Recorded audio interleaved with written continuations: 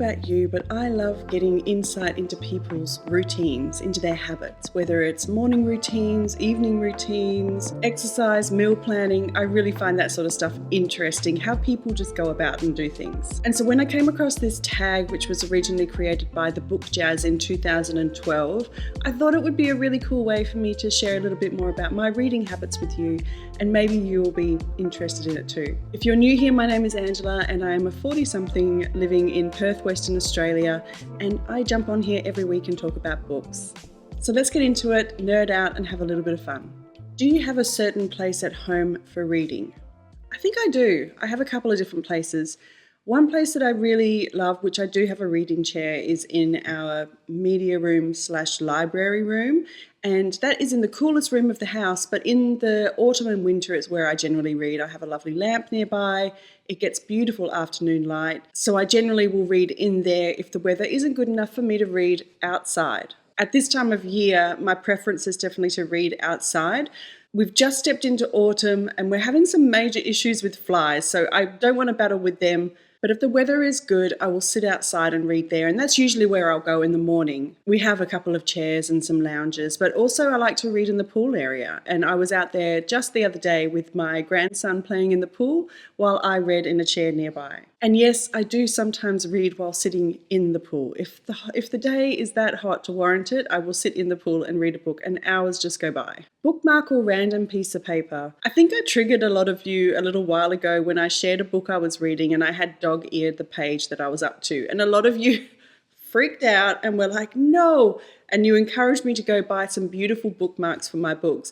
And I want to assure you that I do have a lot of beautiful bookmarks, but I don't always use them. It depends on the book as to whether I will dog ear it or use a bookmark, or sometimes, yes, a random piece of paper. So I actually have like a pile of bookmarks that I've collected over the years, and these sit in a drawer next to the reading chair I have in our library. If I'm reading a non-fiction book and I don't want to write in it, maybe it is something that is a really nice book and I just don't want to deface it, I'll use this as my bookmark, and then I have the little notations as well to mark the pages. In terms of the scrap paper, it's like if I find beautiful things that I think are worthwhile having as a bookmark, like this was a beautiful piece of illustration that a friend of mine did a number of years ago, and it's this magnolia, which is just really lovely. But I also have some specific letterpress bookmarks that I purchased from a store on Etsy, which are these Australian animals. When I was in Europe a couple of years ago, I stocked up on bookmarks from museums and things like that. So I've got a lot from like the Louvre. I really love this one which is the Mona Lisa. I think it's quite funny. So I often will use that in a book that is a little bit humorous. Been known to use these little scripture cards, which are appropriate if I'm reading a devotional. A friend of mine got married and she gave out bookmarks at her wedding, so I have two of those because my husband got one as well and he doesn't use bookmarks. He doesn't read that much. I went to an art exhibit a number of years ago about Richard Avedon, and I picked up this little book of postcards, and I've started to use these postcards as bookmarks, and they're really beautiful. I think they really suit certain books, especially if I'm reading about, a particular woman that maybe is really amazing. I'll use these sort of things as a bookmark, and I think they're just gorgeous. Postcards. This one's from Queensland. This is from Prague. It's just different types, and then this one is from Japan, which is a really lovely little lady. I do love these ones that have little ribbons poking out. I think that's lovely. So I have a ton of bookmarks, so rest assured I have bookmarks, but I don't always use them, and the reason for that is if I'm commuting, usually that book that I'm using while I'm commuting on a train, I will just dog ear that book, and it will be a book that is suitable for that, because I find even that 5 seconds it takes to put the bookmark back in the page and put the book in my bag, it's a lot of time I don't have if I'm commuting to and from work. So I prefer to dog ear those kind of books. And also if I'm reading a book that is a collectible, something that is a really beautiful book, and I don't want to dog ear the pages, I will make sure I use a bookmark. But it does kind of depend. One of my favourite bookmarks is using boarding passes. When I travel with a book and I use the boarding pass as the bookmark, and I'll often leave that bookmark inside the book. So if I revisit it, it'll be from that time when I was travelling. Can you just stop reading, or do you need to wait until the end of a chapter or a certain amount of pages? It's definitely not a certain amount of pages. I do prefer to stop at the end of a chapter. It's just a natural progression of the story for a temporary stop before you pick up again next time. But if I have to stop because I have to get going and the chapter is not finishing for, another 5 pages or so, then I will definitely just stop at a natural point where it feels right. Do you eat or drink while reading? I don't eat, but I do usually have a drink nearby. At the moment in summer, it is most definitely these sparkling waters, or I'll make an iced coffee or an iced matcha. And then in winter, I'll probably use like teas, hot chocolate. I do enjoy the ritual of getting a drink and then sitting down with that to read. It just feels like that's the perfect way to start reading a book.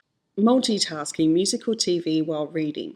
I don't like the TV being on while I'm reading. Sometimes I don't want to hear anything other than a bit of ambient noise like waves or rain. So I do like ambient videos for that. But after raising children in this house, I love my peace and quiet. And so I do like to read with just dead silence. However, there are times when I do want to put on a bit of a soundtrack. So it might be smooth jazz piano or the quiet music for reading playlist. This morning while reading, I put on like a radio mix on, you know how on Spotify you can choose a song and then it will pick up like a playlist of it. And I started with Paul Simon, and then it was Bonnie Raitt and James Taylor and Van Morrison, and that was just perfect for a very warm day outside. One book at a time or several at once. I have a problem of reading several at once. However, I usually have one or two that I'm reading more than the others. I'm not reading them evenly. I love to have something light that I can dip in and out of quickly, and that might be something I take to a doctor's office where I don't know how long I'll be able to read. I love having a mix of non-fiction and fiction, so I'll have at least one or two non-fictions on the go. There are also some books I read that I will not take out of the house, and because I like to have a book with me at all times, I can't take them. I need to make sure I have things that I'm okay to take out and maybe get damaged or lose. Plus, I don't want to take a big doorstop of a book on a commute or in my bag to an appointment. So I need a mix, and I also like to read by mood. So that's why I usually have a number on the go. At the moment, I'm trying to get in the last of my summer reading because we've officially entered autumn, but it's still a little bit warm. So usually more in April and May, we really get the leaves turning and the cooler evenings. So I still have a little while to go with my summer reading, and that's what I'm trying to cram in. But to complicate things, we have a little ski trip planned in the middle of March. And of course, I'm going to be reading books that are set in winter, possibly the snow. I have a beautiful reading list set up, which I can't wait to share with you.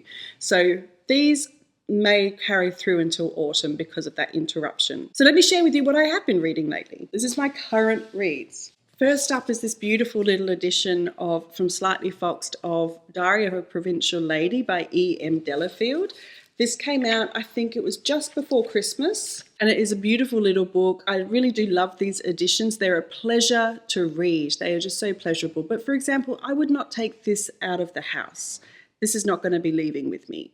I will be reading this indoors, maybe in bed, wherever, but I'm not taking it outside because it is a collectible. Slow Days, Fast Company, The World, the Flesh, and LA by Eve Babitz. I've had this on the go since just after Christmas, so it's been a couple of months, but I'm diving into it a little bit here and there. But look, this is an example of the bookmark I'm using for this particular book. I felt like that was exactly the mood for this book, and it's a lot of fun. I'm enjoying it. The writing is really nice, and I'm hoping to finish this before we leave for Japan. Tress and the Emerald Sea by Brandon Sanderson. I started this recently, and this is the book I'm using to commute with. It's very easy to pick up a chapter here and there. The chapters are not long, and so I'm reading this while I catch the train and also on my lunch break. I actually have a few more non-fiction books on the go at the moment than normal, which I think is just that time of year.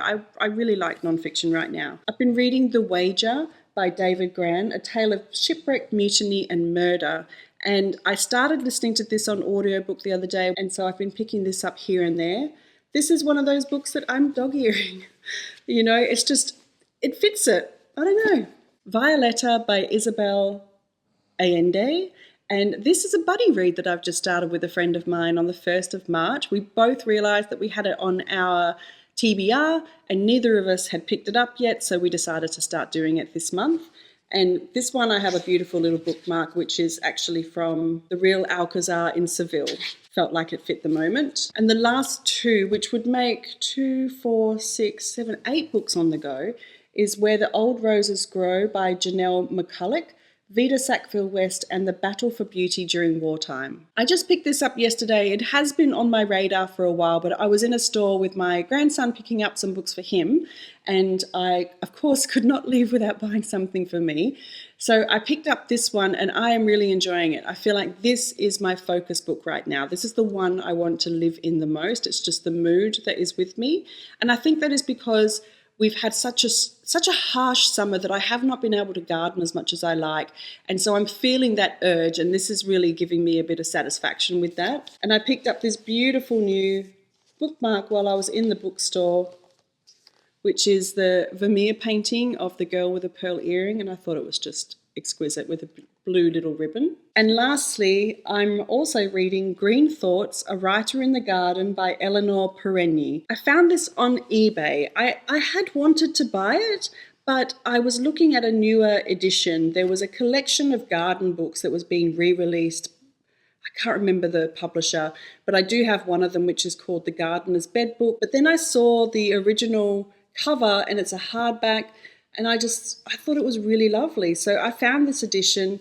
It is a first edition from 1981. It's not in great condition in the sense that it has been marked a little bit. There's just, I think maybe 2 or 3 pages have a few words underlined. But what was funny is it says, "To William on his 75th from Joan and Ted." And inside the book was a bookmark which I presume was given to William. And I really do love this because my grandfather's first name was William, so I kind of like that. So that is an extreme amount of books that I have on the go. I normally wouldn't have that many, but like I said, there's a few that are there for specific reason. The Wager, I'm crossing between audio and print. Violeta is a buddy read, which is my first buddy read. I haven't done one before.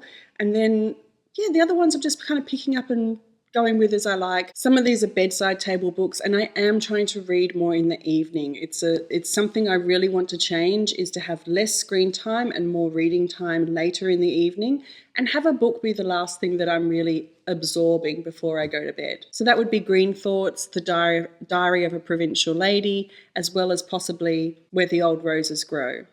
I'm trying not to have a book that is a page turner because I am such a night owl and I don't need an incentive to stay up later than I have to. Reading at home or everywhere.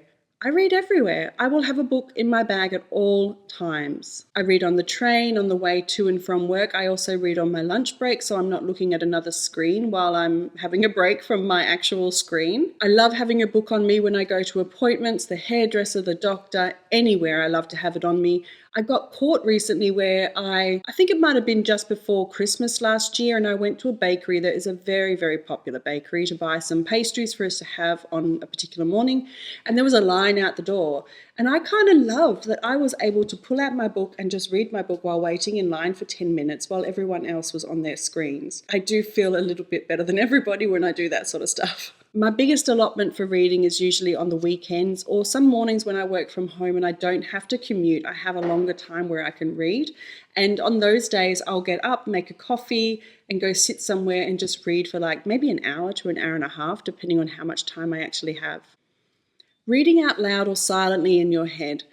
I read in my head. I don't know how many people sit there and read out loud. But there are sometimes you find something that you read and it just begs to be spoken out into the room. Certain passages, and I think there was one, sometimes there are just words that really do need to be spoken out. And one of them was when I came across this sentence, I just had to repeat it, and saying it out loud kind of helps. And it was, "It might be that he had a way with words in that his words got in the way." And I just thought that was really a great little spin on language to make it a little bit lyrical. Do you read ahead or even skip pages? I never go to the end of a book. Never go to the end of the book while I'm reading a book. That ending is sacred to me, that I will not look at it until the moment is, you're there. However, I do sometimes skim ahead if there's a particular thing happening that I'm just not into. It depends on the book, but I won't skip blocks of pages. I will skim read to make sure I'm not losing anything in particular that's important to the story. Breaking the spine or keeping it like new. I feel like books should be read, and I don't think that a read book has to look like a book in a bookstore. I think it can look used. So I have no problem breaking the spine if that's what the book needs. I don't like this book was not great. It didn't fall open naturally, so I have had to break the spine. Otherwise you're in here like this and it's just not easy. So I have no problem breaking the spine. Do you write in your books? I do. It depends on the book. I'm not about to write in my beautiful Diary of a Provincial Lady. So for those, I will use a different method if I needed to make a note of something in there. But I have no problem scribbling here and there. Like, this is something that I probably will underline and have underlined as I come across things. But I also find it quite frustrating when you underline something and there's no way of knowing where that was. So sometimes I do dog ear the bottom of the page if I have done that, so I know where something is. But something that I do a lot for all of the books that I read is when I'm tracking them on Storygraph, you can log the page number and you can also write a note that is private to you. And so if I come across something that I really do find interesting that I want to note and I don't want to mark up the book, or perhaps I don't want to dog ear the book, I will either use one of those annotation tags, or I will just take a copy of the writing and paste it into that journal entry, which is like the reading diary. So when I look back on my reading journal for that particular book, if I know that I've made some notes on it and I haven't physically done it in the book, then I can go back to the journal of that book on Storygraph after I've read it, and I can see all the different things that I have copied and pasted in there, which I really love. And I love that it's private to me, whereas I think on Goodreads, if you make any notes at the time you're updating the stage you are at in the book, it's public. Everyone sees it. But usually if I'm marking up a book, it's non-fiction. I generally don't do it for fiction books. For those, I will just take a little copy and paste and put it in the reading journal on Storygraph. So there we go. That's it. That's the Reading Habits book tag. I won't tag anyone in particular, but if this is something that you thought might be interesting for your viewers, I would love for you to pick it up and just go ahead and do it, whoever feels like it. And I would love if you tagged me in it so I could see your responses as well. Like I said, I love finding that information out about people. So thank you as always for being here and hanging out with me. I hope you found this a little bit interesting and got to know my habits and who I am a little bit more. Have a wonderful week of reading ahead, and I will see you soon. Bye.